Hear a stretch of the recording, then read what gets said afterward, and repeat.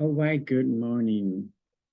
AP Calculus AB class. Today is Monday, September 5th, 2022. This is Mr. Mek, and if you've noticed, I'm not at school yet today because I'm still in Thailand taking care of visa issues. But nevertheless, as you watch this video, please do take notes in your notebook on whatever it is that will be presented to you in this video. Once you're done taking notes, then you may do the provided assignment that's given to you to exercise and practice the skills you learn here about exponential and logarithmic function equations, all right? So we shall begin now. All right, so if you remember, this is your exponential function graph. And so take a good look at this as you see this graph. This function, f of x equals 2 to the power of x, as you see here. This is something that is quite different, right, from something like, let's say, your quadratic parabola, x to the power of 2, right? So for example, here, when you have x equal, 10, for example, if I stuck x equal 10, I would have, 2 to the power of 10, or 2 times itself 10 times, and you get something like 1024. But, if you had x squared function, then 10 to the power of 2 would just be 100. So that is a big difference, with regards to what kind of, exponent I'm dealing with, whether the variable x is the exponent or whether you have a specific number as the exponent. Now, going back to from last week, okay, exponential functions, like we deal with exponents. We have to have something in the power. Now, oftentimes the problems that you guys are doing in these review sessions will be dealing with the b here, the base, and that's usually your main number, such as the 2 we saw, and it will be taken to the power of whatever variable x, okay? Sometimes you could have another number to multiply that b as well, but most of the exponential functions we're dealing with would be in the form of b to the x, at least for, what we do in your assignments. Okay, so going back to this 2 to the x, okay? When we are talking about this function, we're talking about an exponential function with the base of 2. What you should be noticing is that how really rapid that the function or the curve of the function increases, okay, as you start increasing your values for x. 2 to the power of 3 will get you 8. To the power of 10 will get you 1024. To the power of 30, and look at that massive number, okay? So, I mean, like I said earlier, if you compare that to the quadratic x squared, that will never have such a dramatic increase as much as something to the power of x. The point is that when the variable is the exponent, like x is the exponent, even a small change in the variable can cause a dramatic change in the entire value or number for the function, right? And this one is y equals 3 to the power of x, okay? So now this function, 3 to the power of x, is shown because for reasons that you see more noticeably later, okay? We won't be able to establish where we get e to the power of x from. Now, for this particular value, this is the next step up from 2 to the power of x, right? And then so this is just a slight variation from 2 to the power of x. So what would be convenient to use as a base is the value of e, which is going to be set at 2.71828 ... This is an irrational number, much like the number pi, the 3.14159, blah, blah, blah, okay? So we are talking about irrational numbers here that will be used as a base. So because the e value is somewhere between the 2 and the 3, okay?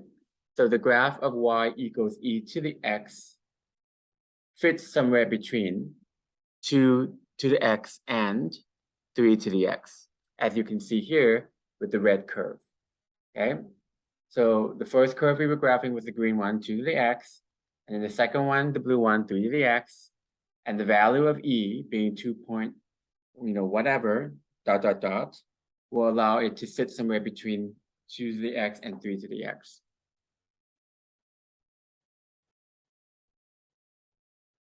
So other than that strange base, everything else about e to the x is normal with regards to what you've already learned about exponents, such as these things that we've done before in our previous review sessions, what you should have learned in Algebra 2 and pre-calculus. So anything to the power of 0, including e, would be 1. And we know that when we have things with the same base, in this case, if e is the same base, then the n and m exponents can simply be added together. Anything to the power of 1 is itself. And then, of course, when you have something with the same base, in this case, the same base e, raised to 2 different exponents n and m, if they are divided by each other like this in this fraction, then you can simply just take the subtraction of their exponents, n minus m. Okay, so now another function that's useful is the opposite, which in math is really just like another way of saying the inverse of the e of x, and that is the natural log or ln of x. So just like subtraction undoes or undoes addition, or dividing undoes multiplying, or when you take a square root, that undoes like squaring. The natural logarithm, the ln x, will undo the function of the e to the x. Okay? So basically, the exponential function takes x to e to the x, and the natural logarithm takes it right back to x, so that when you take the natural log of e to the x, that just simply equals x. Okay? And then e to the natural log of x would then therefore equal x. To summarize, if y set is e to the x, this is a function, right, or exponential function, then the natural log of y, so when we take the natural log of both sides of this equation, ln of y on the left, ln of e to the x on the right, that's where we get this one. Then, therefore, the natural log of y will be equal to just whatever exponent is up there, which is x. Okay? And so the graph of y equal natural log of x simply comes from flipping, or basically taking the inverse, right, or opposite, like mirror reflection, okay, of the e to the x function, but over the line y equal x. So again, the y equal x line is your mirror that will allow you to have these two be inverses of each other, or opposites of each other. Okay, so of all possible bases, A for logarithms. So this E is then the most convenient choice when it comes to using, this stuff for calculus. And here is a natural logarithm principle. So the logarithm with base E is known as a natural logarithm. And we denote that by ln of x, but we can also equate it to the log, log, with a base of e, and then of course of x. They're the same thing. So the natural logarithm function y equals natural log of x is the inverse function, okay, of the natural exponential function y equals e to the x. So by definition of what we know about inverse, okay, the natural log of x is equal to y, therefore then that e to the y is equal to x. Okay? So when you substitute a equal e and write natural log for log with the base e in the properties of logarithms, then we obtain the following properties of natural logarithms on this table. Natural log of 1 is equal to 0, raising e to the power of 0 to get 1. Natural log of e equal 1, so you raise e to the power of 1 to get back e. Natural log of e to the x equal x, so we raise e to the power of x to get e to the x, and e to the power of natural log of x equals x means that natural log of x is the power to which e must be raised to get x. So those of you who have your calculator, scientific or graphing, make sure you know where your LN button is, okay? For the natural logarithms. Okay, so now I wouldn't say this is that unusual, but it is kind of unique in that very helpful way, okay? Since the logarithms are exponents, the law of exponents will give rise to this table for the laws of logarithms. So if a is a positive number and a is not equal to 1, and if you let a, b, and c be any real numbers, right, where a is positive and b is positive, so law number 1, log of ab with base a is simply equal to log of a with base a plus log of b with base a. So basically, the a times b there is simply then becoming the sum of the logarithms of the two separate numbers. And then log of a divided by b would just be the simply log of a minus log of b, okay? So that's allowing to equate that fraction or quotient or division as a subtraction of the log of the two numbers. But make sure you subtract, just make sure you subtract whatever's on top minus what's on the bottom of that quotient, okay? And then you have the last one, log of a to the power of c with base a, and we bring the exponent down. So that c exponent will come down and multiply in the front of the log of a, okay? That last one, the third law, is what's useful for turning an exponent into a multiplication.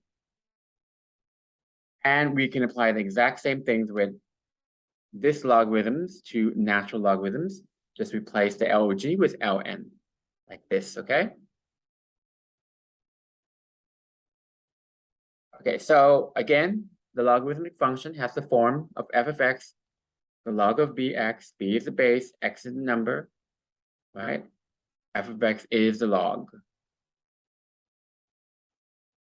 And in the graph of our exponent, okay, we saw this rising one, like 2 to the x, 3 to the x. That's been the case where the value of that number, whether 2 or 3 or whatever, if that b is greater than 1, this shows that rapid rise, dramatic increase. But if the b value here is somewhere between 1 and 0, the graph will fall quickly. Okay, so you have this version instead of this rise like that. So be mindful of that. Okay. All right, so that takes care of the review for exponential functions and logarithmic functions. Now, on your assignment, let's see, not here.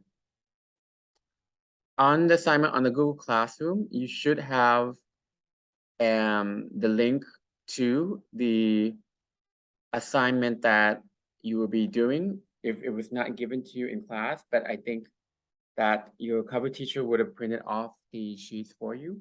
So please do that. Let me just take a look at that for you to show you what it looks like so that you do the right one. Give me a moment.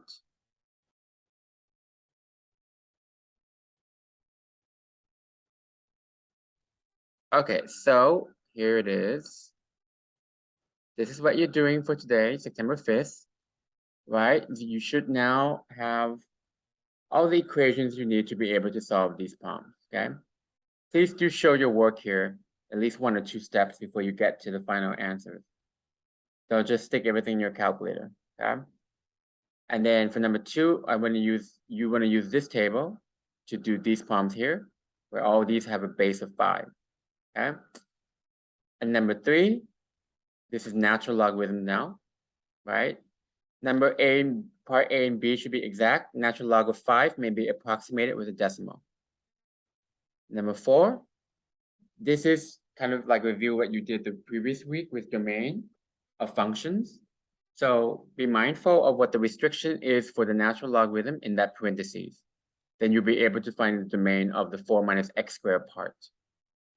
And then for number 5, use all the properties of logarithms that were presented to you in this lesson to do ABC, as well as number 6. Okay, this is a little bit of algebra as well here. Number 7, combine these together into a single expression or a single logarithm. Number 8 as well. And then number 9 is a word problem, a real world application of the logarithms that you learn in this lesson. Okay, so this is like talking about, like, for example, like performance and test scores. Okay, and applying the equations you learned for logarithms to this problem. And those are your questions to do. So good luck, guys. I hope you took notes in this and you were able to do the assignment and finish it. And I will see you when I get back. All right, have a nice day.